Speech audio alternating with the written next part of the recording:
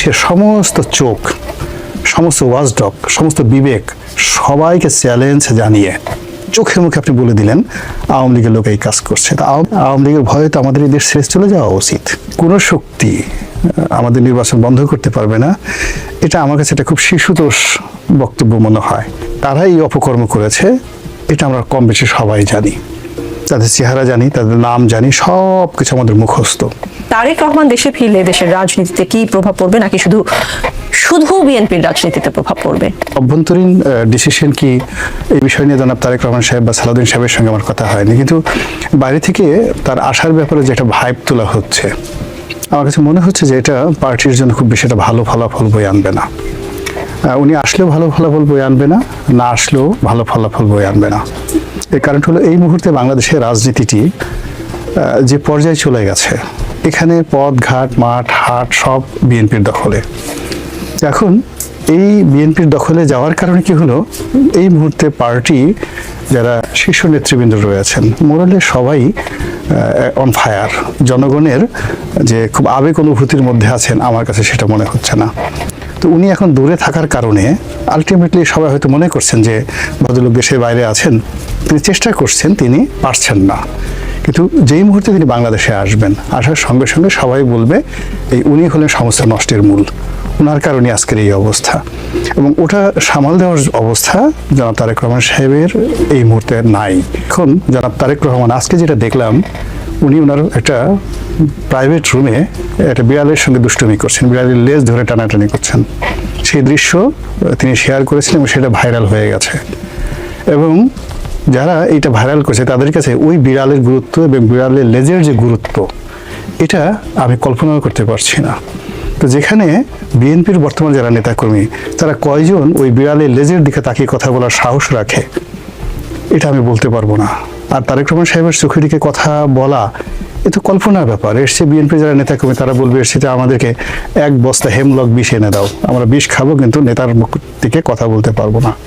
কিন্তু in 1973-74 there are hundreds of people, leaders within the Awami League, যারা বঙ্গবন্ধুর চোখের দিকে তাকিয়ে কথা বলতে। আমরা নিজে, এই যে মান্না ভাই আসছেন, শেখ হাসিনার সঙ্গে তর্ক করতাম, ঝগড়া করতাম, কিন্তু তারপর দেখেন তিনি কত ভুল করেছেন, অসংখ্য ভুল করেছেন।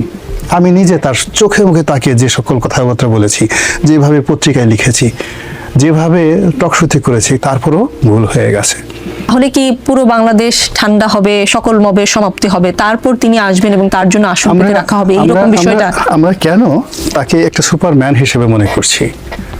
যেমন ধরুন এখানে নাগরিক ঐক্যের মাহমুদুর রহমান সাহেব আছেন, জামাতের আমির আছেন, অন্য একটা রাজনৈতিক দলের প্রধান আছেন। আমরা যদি তারেক রহমান সাহেবকে একটা রাজনৈতিক দলের প্রধান হিসেবে মনে করি, তিনি আসবেন তার দলের জন্য, দেশের জন্য, নির্বাচনে তার প্রয়োজনে। কিন্তু অ্যাজ ইট ইজ বিএনপির যারা লোকজন, তারা সবাই এরকম একটা প্রচার করার চেষ্টা করছেন বা জনগণের মধ্যে এরকম একটা ভাব তোলার চেষ্টা করছেন যে উনি আসার সঙ্গে সঙ্গে সব কিছু রাতারাতি পরিবর্তন হয়ে যাবে। আপনি বলছেন রাতারাতি পরিবর্তন হবে না, সাহেবের জন্য খুবই বিরাট একটা লায়াবিলিটিস হয়ে দাঁড়াবে। এগুলো কথার মধ্যে মানে উনি আজও প্রেস সচিব বলেছেন পৃথিবীর কোনো শক্তি নির্বাচন ঠেকাতে পারবে না। আর অন্যদিকে যেখানে যাই সেখানে কেন তাহলে লোকে প্রশ্ন করে নির্বাচনটা কি হবে? এখন প্রেস সচিব সাহেবের কথা নিয়ে তার উত্তর দেওয়াটাও আমার কাছে একটা বিপজ্জনক বিষয় মনে হচ্ছে। পৃথিবীর কোনো শক্তি যদি ধরেন, তো সেখানে আমেরিকার শক্তি আছে, রাশিয়ার শক্তি আছে, ভারতের শক্তি আছে, পাকিস্তানের শক্তি আছে, তাদের কথা বাদ। আমরা যেখানে আমাদের দেশের এই জনাব ফজলুর রহমান সাহেবের বাসায় সামনে 10-12 জন ছেলে মেয়ে তারা একটা মব করলো, সেটা আমরা নিয়ন্ত্রণ করতে পারলাম না। তাহলে এদের শক্তি, যে যারা মব করছে, আমেরিকার যে সুপার পাওয়ার, ডোনাল্ড ট্রাম্পের যে পাওয়ার আছে বা সপ্তম নৌবহর আছে, বা তাদের যে মার্কিন মেরিন আছে, তাদের সেদের পাওয়ার বেশি। 2 নম্বর হলো যে ধরুন এই জাতীয় পার্টির অফিসটা নিয়ে যাওয়া হলো, যেখানে সরকার খুব জিদ করে যে আমরা এই অফিস রক্ষা করবই, পৃথিবীর যে কোনো শক্তি আসুক, এমনকি আকাশ থেকে যে উল্কাপিণ্ড আসে, তবু জাতীয় পার্টির অফিসকে আমরা রক্ষা করবই। এই জন্য নুরুল হক নুরুকে পেটানো হলো, মারধর করে হলো, এবং তার এখন যে অবস্থা সেটা খুব শঙ্কাপূর্ণ। কিন্তু এত কিছুর পরেও রাষ্ট্রশক্তি জাতীয় পার্টির অফিস রক্ষা করতে পারেনি। তো যেখানে 10-15 জন লোক, যেখানে 100-150 লোক, তাদের একটা মব, আমরা রাষ্ট্রশক্তির সমস্ত মেশিনারিজ দিয়ে উইল ফোর্স দিয়ে আমরা রক্ষা করতে পারছি না। তো সেখানে পৃথিবীর কোনো শক্তি আমাদের নির্বাচন বন্ধ করতে পারবে না, এটা আমার কাছে এটা খুব শিশুতোষ বক্তব্য মনে হয়, একেবারে শিশুতোষ বক্তব্য মনে হয়। তো যার জন্য তিনি বলেছেন এটার উত্তর তিনি ভালো বলতে পারবেন। আমার কাছে এটা বাস্তবতা। নির্বাচন যে ফেব্রুয়ারির যে তারিখটা সরকার বলেছে, নির্বাচন না হওয়ার আশঙ্কা দেখেন আপনি? আপনাকে যখন লোকে প্রশ্ন করে নিশ্চয়ই আপনি এই প্রশ্নের মুখোমুখি হন, ইলেকশনটা কি হবে, ফেব্রুয়ারিতেই হবে? প্রথমত হলো যে মানুষ আমাকে কি প্রশ্ন করবে, আমি তো নিজের আমার একটা এক্সপেকটেশন আছে না, আমি তো এই দেশের একজন নাগরিক, আমার কাছে না বিশ্বাস হয় না যে এটা নির্বাচন হতে পারে। এখন আপনি বিস্তারিত জিজ্ঞাসা করতে পারেন, কিন্তু এই যে ফার্স্ট থিং হলো যে একটা জিনিস হবে, হওয়ার সঙ্গে সঙ্গে একজন নাগরিক হিসেবে তো আমার প্রথমে একটা বিশ্বাস হতে হবে, তো আমার এই বিশ্বাসটা হয় না। দুই নম্বর হলো যে আমি যে যতটুকু আমার জ্ঞান বুদ্ধি আছে সেটা দেখে একটা সম্ভাবনার কথা আছে না, যে দেয়ার ইজ এ পসিবিলিটি, সেই সম্ভাবনাটাও আমার কাছে স্পষ্ট হচ্ছে না যে এই সম্ভাবনার কারণে একটা সুন্দর নির্বাচন হতে পারে। তিন নম্বর হলো যে এখানে যে সকল কথাবার্তা শুনছি সেগুলো খুবই অনাহূত। অর্থাৎ আপনার দেখা গেল যে পেটে ভাত নেই, আপনি একটা সিঙ্গারা খেতে পারেন না, কিন্তু আপনি একজন লোকের দাওয়াত করলেন যে আসো তোমাকে আজকে আমি ওয়েস্ট ইন্ড হোটেলে নিয়ে এমন হাঁসের মাংস খাওয়াবো, একেবারে আজকে বেজিং থেকে, পৃথিবীর সবচেয়ে দামি হাঁস বেজিং ডাক, সেই চায়না থেকে বেজিং ডাক তোমাকে আজকে আমি ওয়েস্ট ইন্ডে খাওয়াবো, অথচ ইউ ক্যানট বাই এ সিঙ্গারা। তো এখন ডক্টর মোহাম্মদ ইউনূস তার যমুনার সামনের অংশটুকু তিনি নিরাপদ রাখতে পারছেন না, এবং দেখেন সেই বুয়েটের ছেলেমেয়েরা তারা আসলো যমুনার দিকে যাবে, এটি নিয়ে কি লঙ্কা কাণ্ডটা ঘটে গেল। আর তিনি এখন জাতিকে স্বপ্ন দেখাচ্ছেন যে আমি এমন একটা নির্বাচন উপহার দেবো, সারা পৃথিবী অবাক বিস্ময়ে তাকিয়ে দেখবে, পৃথিবীর সর্বকালের সেরা একটা নির্বাচন, অবাক হয়ে তাকিয়ে দেখবে। এই লাশ পোড়ানোর ঘটনায় আওয়ামী লীগের 2 জন সহ 7 জন গ্রেপ্তার হয়েছে, সেটা আজকে প্রেস কনফারেন্স ফরেন সার্ভিস একাডেমিতে যে সংবাদ সম্মেলন হয় এবং প্রেস সচিবরা কথা বলেন, প্রধান উপদেষ্টা প্রেস সচিব বলেছেন 7 জন, তাদের মধ্যে 2 জন আওয়ামী লীগ, বাকিদের পরিচয় জানা যায়নি। এইটি আসলে কি ইঙ্গিত দেয়? ইঙ্গিত দেয় যে আওয়ামী লীগ অনেক দুষ্ট, ভীষণ রকম পাজি, তারা এই বাংলাদেশে এত রকম খারাপ কাজ করে গেছে, করে যাওয়ার পরে এই সরকারকে বিব্রত করার জন্য এই মৃত লাশ তার সাথে তারা এই কাজগুলো করছে। যারা ধরছে, যদি আমি প্রেস সচিবের যে বক্তব্য বা পুলিশ যাদেরকে ধরেছে সেই বক্তব্যকে সত্য হিসেবে মনে করি, এটা যে আওয়ামী লীগের স্থিতি আর খারাপ হতে পারে না, খুবই খারাপ। আর যদি এটাকে আপনি মনে করেন যে জাস্ট একটা আই ওয়াশ, আমি মনে করি যে এটা একটা জঘন্য উদাহরণ তৈরি করলো, ভীষণ রকম জঘন্য উদাহরণ তৈরি করলো। এর কারণ হলো এই পুরো ঘটনাটি বাংলাদেশের মানুষের মন এবং মস্তিষ্ককে নাড়িয়ে দিয়েছে।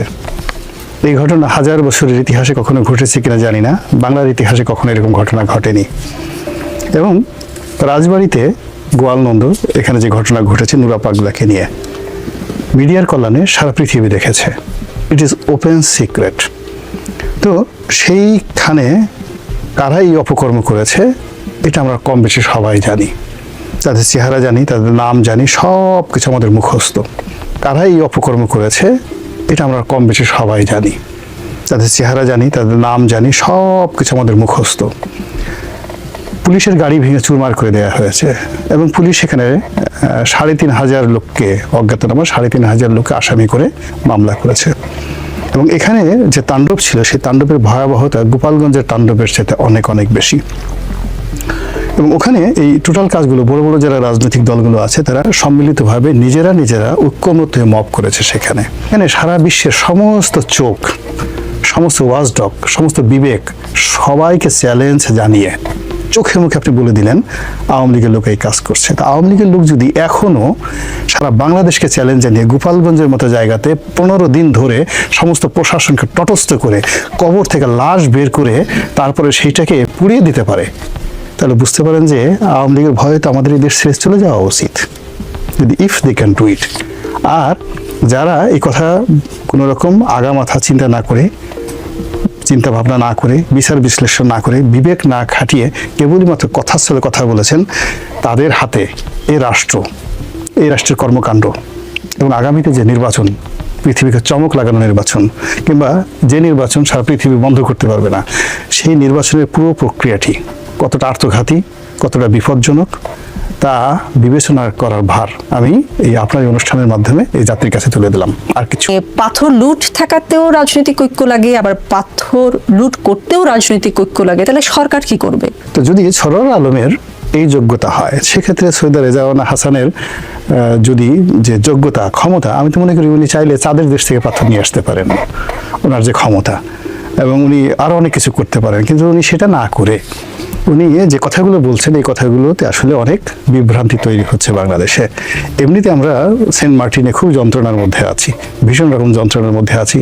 আমাদের দেশে এই অনাহত কথা বলার কারণে এখন এই দেখেন 5টা ব্যাংক নিয়ে আমাদের কিন্তু শেখ হাসিনার জমানাতে যে ক্ষয়ক্ষতি হয়েছে সালামের ব্যাংকগুলো নিয়ে, তার চেয়ে অনেক বেশি ক্ষয়ক্ষতি হয়ে গেছে এই জনাব গভর্নর যিনি আছেন তার অনাহত এবং অনভিপ্রেত কথাবার্তার জন্য। এখন উপদেষ্টাদের মধ্যেও কেউ কেউ আছেন যারা কথা বলতে খুব পছন্দ করেন, তো কাজে আমার কাছে ওনার কথার যে কোনো সিগনিফিক্যান্স রয়েছে বা তিনি কোনো কিছু করে ফেলেছেন, নট লাইক দ্যাট। এখন পর্যন্ত আমার কাছে ওনার এই কোনো কথারই উত্তর দেওয়ার আমি কোনো গুরুত্ব মনে করছি না। যে নেতাদের বক্তব্যে জুলাই গণঅভ্যুত্থানকে ষড়যন্ত্র হিসেবে তুলে ধরার যে কথাবার্তা, তাতে করে আওয়ামী লীগের ভবিষ্যৎ কি দেখেন, বর্তমান কি দেখেন? মানে আওয়ামী লীগের কর্মকাণ্ডের মধ্যে আওয়ামী লীগের কোনো ভবিষ্যৎ নেই। তারা যা কিছুই করছে এটা তাদের জন্য আরো হিতে বিপরীত হবে। তবে আওয়ামী লীগের ভবিষ্যৎ নির্ভর করবে বর্তমান সরকারের ব্যর্থতার উপর। তারা যদি খুব বেশি মার্ক আওয়ামী লীগের উপর না, আওয়ামী লীগের উপর নয়। তো আবার বিএনপি যদি ব্যর্থ হয়ে যায়, অর্থাৎ বর্তমান সরকার যদি ব্যর্থ হয়, তাহলে ইমিডিয়েটলি সুযোগটা আসবে বিএনপির হাতে। তো সেই বিএনপি যদি সেই সুযোগটা কাজে না লাগাতে পারে, সঙ্গত কারণে সেখানে আওয়ামী লীগ তার যে ভ্যাকুম সেই জায়গাটা তারা দখল করে নেবে। এটা তাদের কোনো কৃতিত্বের জন্য নয় বা কর্মকাণ্ডের জন্য নয়। আমাদের জন্য একটা দুর্ভাগ্য হলো যে আমরা কখনোই অনুশোচনা করিনি, জাতিগতভাবে কেউ করেনি। 71-এর ঘটনা নিয়ে যেভাবে জামাত এখনো তারা খুব গর্ব করছে, জামাতে অনেক লোক বলছে যে আমাদের পুনর্জন্ম হতো বা আমি ওই সময়তে যদি থাকতাম তাহলে হয়তো আমি পাকিস্তানের পক্ষে যেতাম, এই কথাগুলো তো এখন বলা হচ্ছে। এরশাদ সাহেবের পক্ষ থেকে একটা লোক কখনো বলেনি যে আমাদের আমলটা স্বৈরাচার ছিল, কারণ তারা বলে যে আমরা উন্নয়নের একটা বিরাট গণজোয়ার করে ফেলেছি পৃথিবীতে। একই অবস্থা মানে যে একটা 1/11 এলো, পুরো রাজনীতির যে মেরুদণ্ডটা আমাদের ভেঙে দিল আমাদের দেশে। ইভেন আমাদের দেশে দুটো মার্শালও এসেছে, জিয়াউর রহমান সাহেবের জমানাতে এবং এরশাদ সাহেবের জমানাতে। ওই মার্শালও আমাদের কৃষ্টি, কালচার, ইতিহাস, ঐতিহ্য, রাজনীতিকে যতটা না ক্ষতি করেছে তার চেয়ে বেশি ক্ষতি করেছে মঈনুদ্দিন ফখরুদ্দিন সাহেবের 111। এখন এই 111টা বেসিক্যালি 2001 থেকে 2006 সন পর্যন্ত একটা সরকার ছিল, তাদের কর্মকাণ্ডের ফলে 111 এসেছে। কিন্তু তাদের পক্ষ থেকে আপনি এই কথা বলেন, কেউ স্বীকার করবে না। আপনি যদি বেশি কথাবার্তা বলেন, আপনার উপর রাগ হয়ে তারা আপনার 32টা দাঁত খুলে ফেলার চেষ্টা করবে। এই গেল তাদের অবস্থা। আওয়ামী লীগের একই অবস্থা। ধরেন এই যে যুদ্ধাপরাধীদের বিচার নিয়ে আমি বলতে পারি গর্ব করে যে আমি তো সেই প্রথম দিন থেকেই বলছি, 2010-11 সন থেকে বলছি যে আওয়ামী লীগ বাড়াবাড়ি করছে। যুদ্ধাপরাধীদের বিচার দরকার আছে, কিন্তু তারা এটাকে পলিটিক্যালি ব্যবহার করে অনেক নিরপরাধ মানুষকে তারা এখানে ফাঁসানোর চেষ্টা করছে। আমি বলছি যে সাইদি সাহেবের বিচার হচ্ছে বা আব্দুল কাদের মোল্লার বিচার হচ্ছে, আমাকে এই দুজনকে আমি ব্যক্তিগতভাবে যতটুকু আমার কাছে তথ্যপত্র ছিল, আমার কাছে মনে হয়েছে যে আমাদের প্রতি অন্যায় করা হয়েছে, এটা আমি বলেছি সেই সময়টাতে। তো দেখুন এরপরে তারা 2014 থেকে 2025 পর্যন্ত যে কর্মকাণ্ডগুলো করেছে, একটা সিঙ্গেল কর্মের জন্য তাদের আচার আচরণের কোনো অনুশোচনা নেই। এখন সেই অনুশোচনা না থাকার পরে তারা যেভাবে প্রচার চালাচ্ছে, প্রোপাগান্ডা চালাচ্ছে, এবং জনগণ যদি তাদের সেই প্রোপাগান্ডায় রাস্তায় নেমে আসে, তাদের পক্ষে যদি আরেকটা বিপ্লব করে, প্রতি বিপ্লব হয়, এবং এখানে যারা নতুন বিপ্লবী আছে ডক্টর মোহাম্মদ ইউনূস, তাদেরকে যদি আবার পালিয়ে যেতে হয়, এটা আসলে আমাদের জন্য একটা বিরাট দুর্ভাগ্য এবং একটা নতুন দুর্ভাগ্যের একটা নতুন এরা তৈরি হবে। তো আমি এর মধ্যে আওয়ামী লীগের কোনো উন্নয়ন দেখতে পাচ্ছি না।